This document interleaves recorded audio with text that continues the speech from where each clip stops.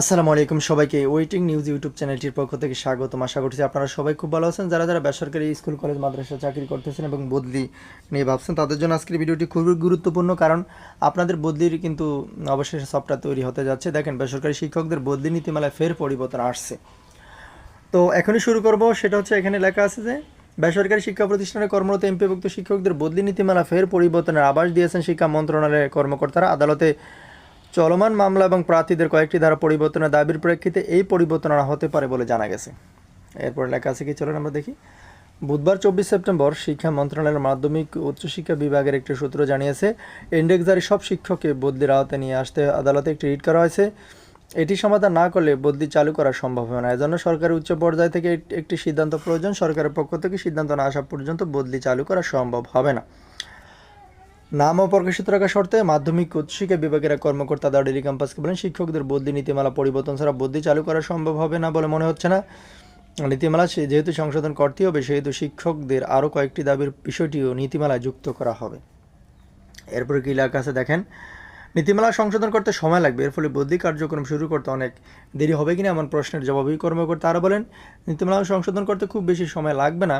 সময় লাগবে মূলত উচ্চ পর্যায়ের সিদ্ধান্ত পেতে। সরকারের উচ্চ পর্যায় থেকে অনুমতি পেলে 7 কার্য দিবসের মধ্যে নীতিমালা সংশোধন করা সম্ভব হবে। বদলি সফটওয়্যার নিয়ন্ত্রণীয় তন্ত্র মাধ্যমিক ও উচ্চশিক্ষা অধিদপ্তর মাসে একটি সূত্র জানিয়েছে, একটি ভেন্ডর প্রতিষ্ঠানের মাধ্যমে শিক্ষকদের বদলির সফটওয়্যার তৈরি করা হয়েছিল।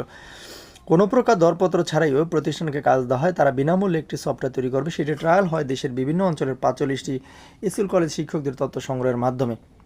এই ট্রায়াল সফলভাবে সম্পূর্ণ হলেও সফটওয়্যার নিয়ন্ত্রণ নিয়ে জটিলতা দেখা দিয়েছে। নাম অপ্রকাশিত রাখার শর্তে মাসেরা কর্মকর্তা বলেন, ভ্যান্ডার প্রতিষ্ঠান যে সফটওয়্যার তৈরি করেছিল সেটি তারা নিজেরাই নিয়ন্ত্রণ করতে চেয়েছে, তবে আমরা নিয়ন্ত্রণ নিজেদের আওতায় রাখতে চাই। বদলে একটি গোপনীয় বিষয়, এখানে নানা অনিয়ম হওয়ার সুযোগ রয়েছে। বাইরের কোনো প্রতিষ্ঠানকে নিয়ন্ত্রণ দিলে জটিলতা তৈরি হতে পারে। এতগুলো শিক্ষকদের তথ্য এইভাবে অন্যদের হাতে দিয়ে দেওয়া উচিত হবে। এজন্য আমরা সরকারি কোনো প্রতিষ্ঠানের মাধ্যমে এই সফটওয়্যার নতুন করে তৈরি করব। এজন্য যাবতীয় কার্যক্রম নতুন করে শুরু করা হবে। জানা গেছে, এনটিআরসি কর্তৃক সুপারিশপ্রাপ্ত শিক্ষকরা নিয়োগ পেলেও দীর্ঘদিন একই প্রতিষ্ঠানে থেকে যান, যা শিক্ষকতা পেশার বিকাশে অন্তরা হয়ে দাঁড়ায়। এজন্য স্বয়ংক্রিয়ভাবে পদ্ধতিতে বদলির সুযোগ চালুর উদ্যোগ নেয় সরকার, তবে সফটওয়্যার নিয়ন্ত্রণে জটিলতা তৈরি হয়।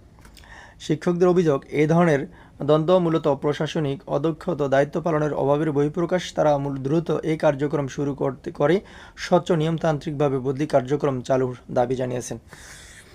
এরপর লেখা আছে, প্রসঙ্গত শিক্ষকদের বদলি নীতিমালা অনুযায়ী গত 15 সেপ্টেম্বরের শিক্ষা প্রতিষ্ঠানের শূন্যপদের তথ্য অনলাইনে প্রকাশ করার কথা ছিল, তবে নানা জটিলতায় সেই কার্যক্রম শুরু করতে পারেনি মাধ্যমিক ও উচ্চশিক্ষা অধিদপ্তর। তা আশা করি বুঝতে পেরেছেন। দ্রুতই আপনাদের বদলি কার্যক্রম চালু হয়ে যাবে। আসসালামু আলাইকুম।